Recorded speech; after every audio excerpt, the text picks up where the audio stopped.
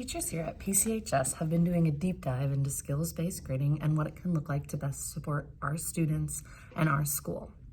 I've asked a few teachers to comment on their favorite parts of SBG to share with you what you can expect.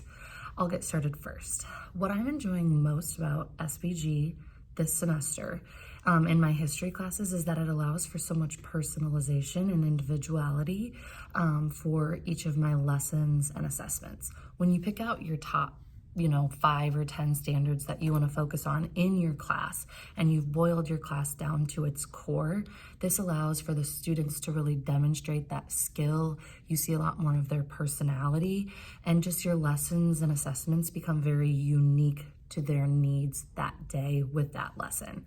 On a whole school level, I really like that we are going out and researching other schools and looking at how to best apply skills-based grading, but ultimately it's also about what is going to be best for our students, our teachers, and our community. I'm so much more passionate about lessons and the assessments that I have created. Hi, I'm Hannah Opal and I teach in the English department. A couple of reasons that I enjoy teaching an SBG class are because I like the way that it has improved the class time as well as the time that I spend outside of class preparing my lessons. For example, I recently had students complete an assignment that I only wanted them to do in class. Of course, half the students finished and half of them didn't. So that evening, in preparation for the following day, I went home and I gave feedback to only the students who completed the assignment. The following day in class, every student continued to work on that assignment, whether they were submitting it for the first time or if they were submitting it for the second time. So it created a lesson where all students were working on the same skill. All students were developing a skill and growing from where they were previously. However, instead of spending my time preparing the students who did finish for something new and spending my time making a new lesson, I was able to just rely on that same content, that same skill, and it created a space where all students were able to grow from where they were previously. One of the things I love about standards-based grading as an educator is the opportunity to collaborate with colleagues. We have had such rich and meaningful discussions over what a grade actually represents and how students can achieve mastery. For students, this process has been so beneficial for them because they know that they can make mistakes.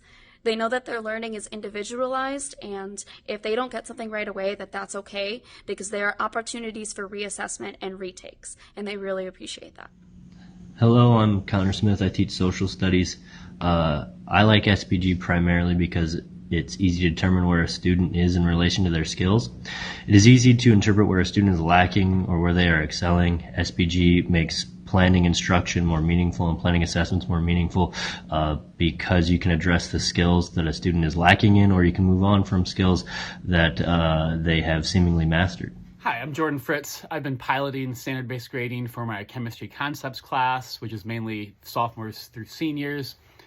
And what I found with piloting so far is that it has not been a wholesale change in how I run my class. It's really more about a mindset, about assessments, what they mean, and the conversations you have about them.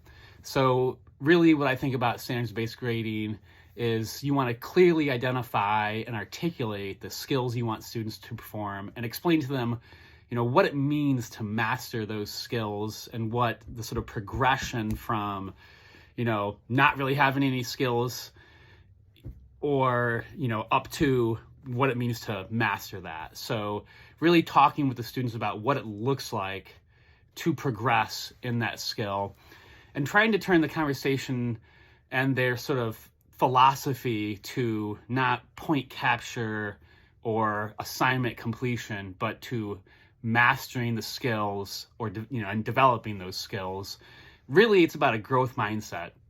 And so I really haven't found that my class changes completely. It's really just the assessments and the conversations about those assessments that is a thing that you're really modifying.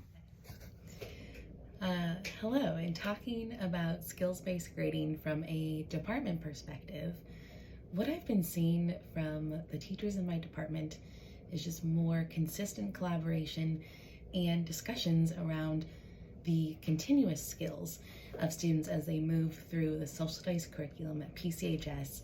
I think what we're seeing is greater vertical articulation, and I think that's a service to our students, but also to improving the instruction of our teachers. The fact that we can come together and talk about assessments with these common skills is only enhancing our instructional practices. And I think that the greater picture here is seeing what skills will make our students successful beyond PCHS and really honing in on those in our instruction. So I'm seeing some positive gains in that using SBG in the social studies department.